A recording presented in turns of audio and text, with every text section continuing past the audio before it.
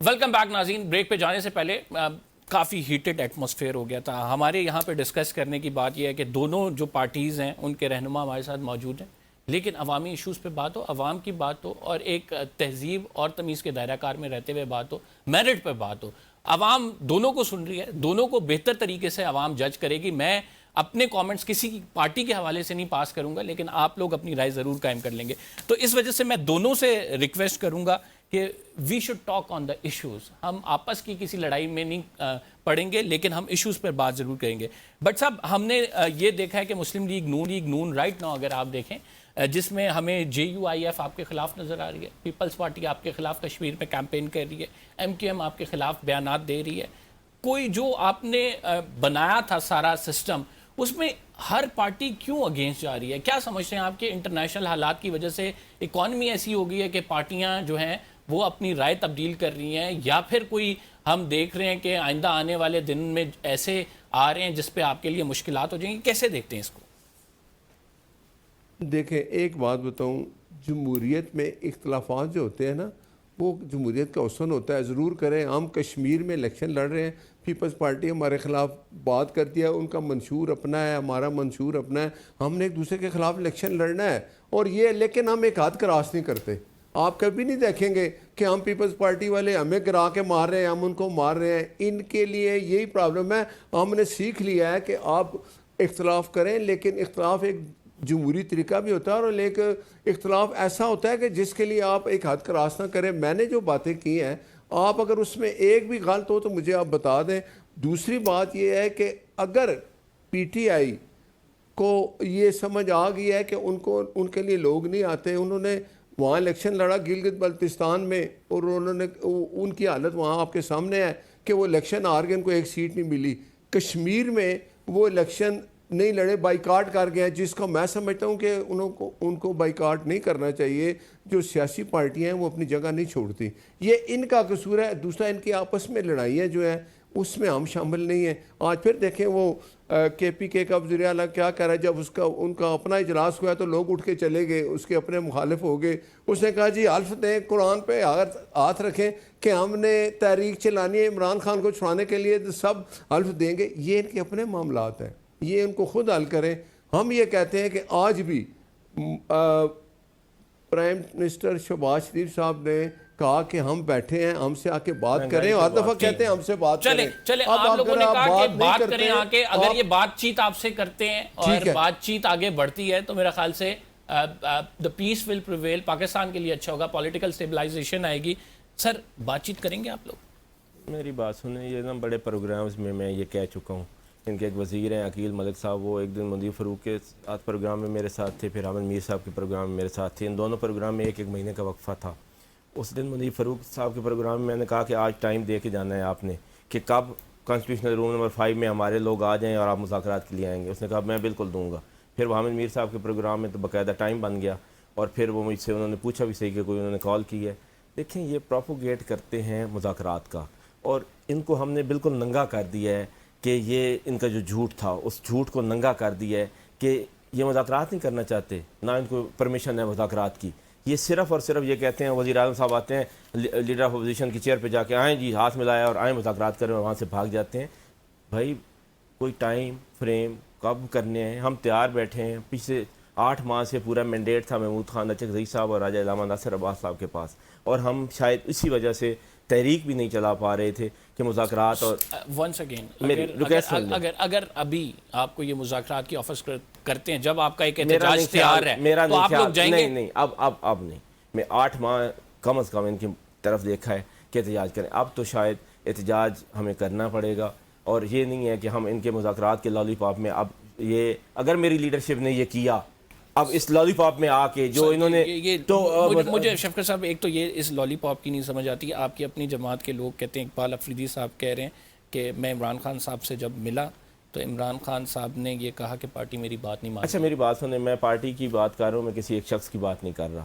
خان صاحب نے مینڈیٹ دیا تھا 2 لوگوں کو کہ آپ مذاکرات کریں. انہوں نے کے پاس پورا مینڈیٹ تھا, پارلیمانی پارٹی کی میٹنگ ہوئی اور سارے MNAs نے کہا کہ جی آپ مذاکرات کریں, ہم آپ کے پیچھے کھڑے ہیں. اور یہ بارہا میٹنگز میں کہا گیا, لیکن انہوں نے مذاکرات نہیں کیے. 8 ماہ تک ہم بار بار کہتے رہے.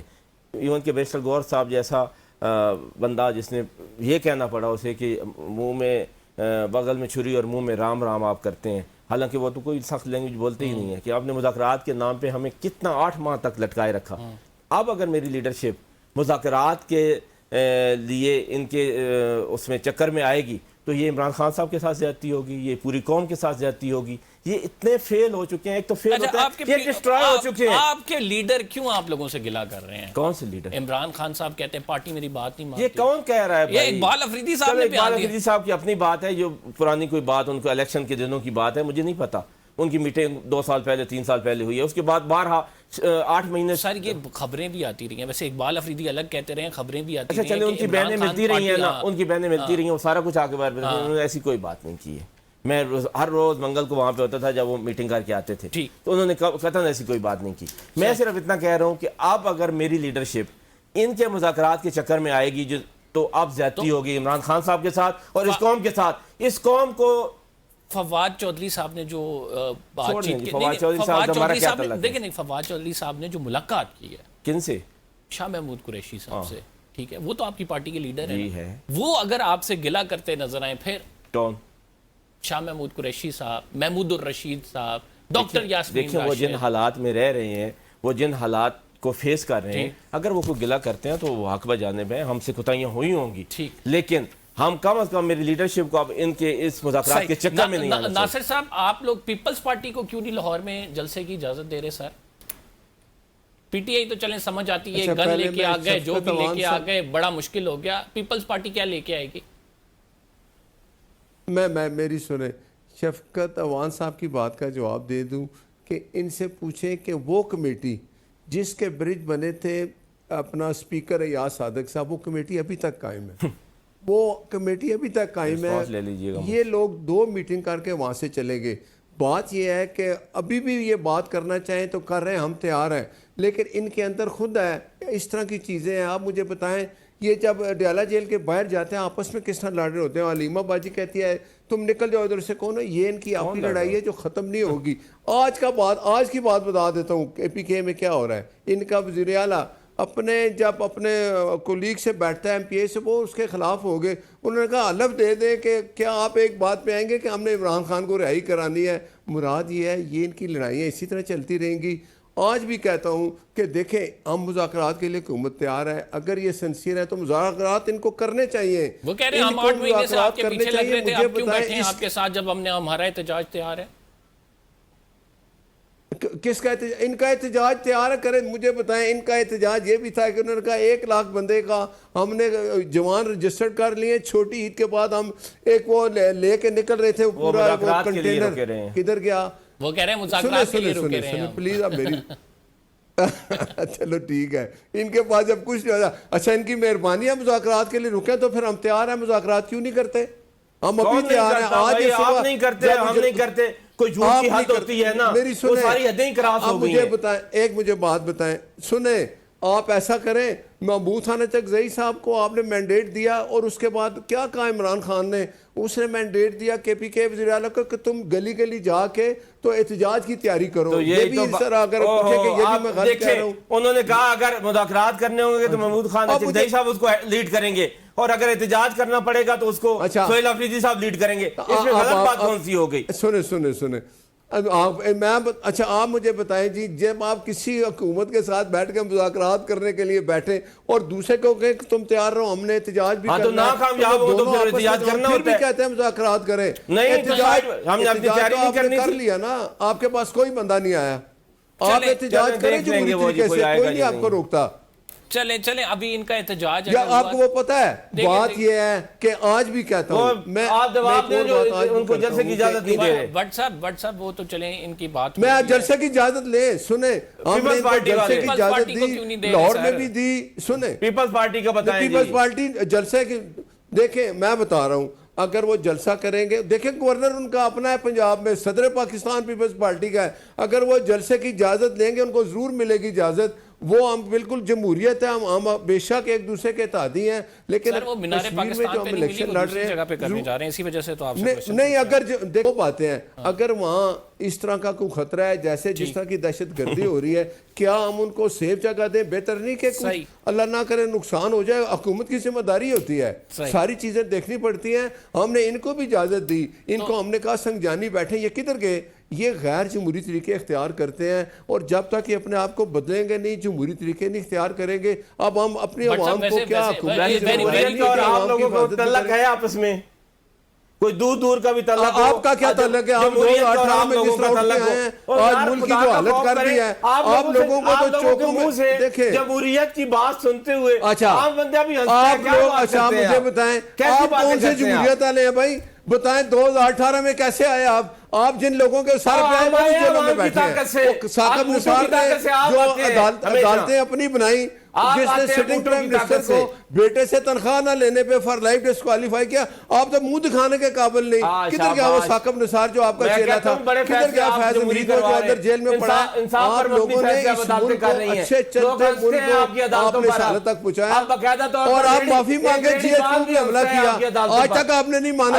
یار ایک دم مان لیں، وہ یاسمین راشد آپ کی تھی نا جو کہہ رہی تھی چلو مان لو کہ آپ لوگوں نے اپنی فورسز پہ حملے کیے، آپ لوگ وہ ہیں جنہوں نے دہشت گردی کو پروان چڑھایا۔ قطر میں اگر آپ 40,000 بندوں کو نہ لے کے آتے دہشت گردوں کو، آج ہم اس حالت کوئی عوامی ایشو پہ بات کریں جو عوام رو رہی ہے اس کا بتائیں حکومت میں۔ یہ عوامی ایشو ہے، یہ عوامی ایشو ہے، پاکستان میں دہشت گردی ہوتی ہے، عوامی ایشو ہے۔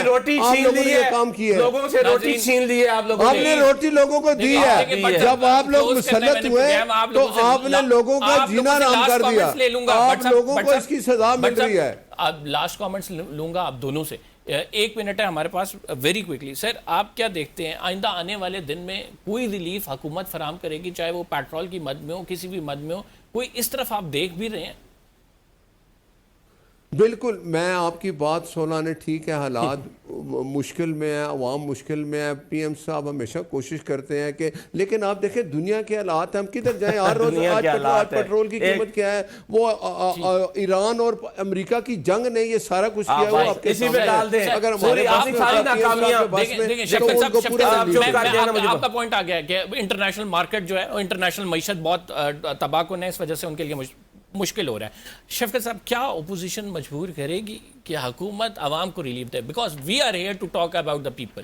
یہ جنگ کو اپرچونٹی کے طور پہ استعمال کرتے ہیں، یہ شکر کرتے ہیں کہ ملک کے کسی خطے میں جنگ لگے، جن 2 ملکوں میں جنگ ہو رہی ہو، ایک ان کا نقصان ہوتا ہے اور ایک پاکستان کا ہوتا ہے، یہ ایک پوری دنیا میں مذاق بنا ہوا ہے۔ اور خدا کا خوف کریں، ہمارے ساتھ بھی ادھر ملک ہے نا، انڈیا بھی ہے، افغانستان بھی ہے، اور بھی سری لنکا بھی ہے، وہ ان پہ مہنگائی کا اثر کیوں نہیں ہو رہا؟ ہم مجبور کریں گے، ہم نکلیں گے ان لوگوں کی خاطر، اور میں لوگوں سے بھی کہتا ہوں کہ اب بہت ہو گیا، باہر نکلیں اور اس ظلم کی جو حکومت ہے اس سے اپنی جان چھڑائیں۔ آپ دونوں معزز مہمان گرامی، we are taking a short break, بعد آبنائے حرمت کی کیا صورتحال ہے آپ کو بتاتے ہیں، اس کے ساتھ جو بھارت میں کاکروچ جنتا پارٹی جو ہے احتجاج کری ہے اس پر بھی بات کریں گے، آپ کہیں مت جائیے گا۔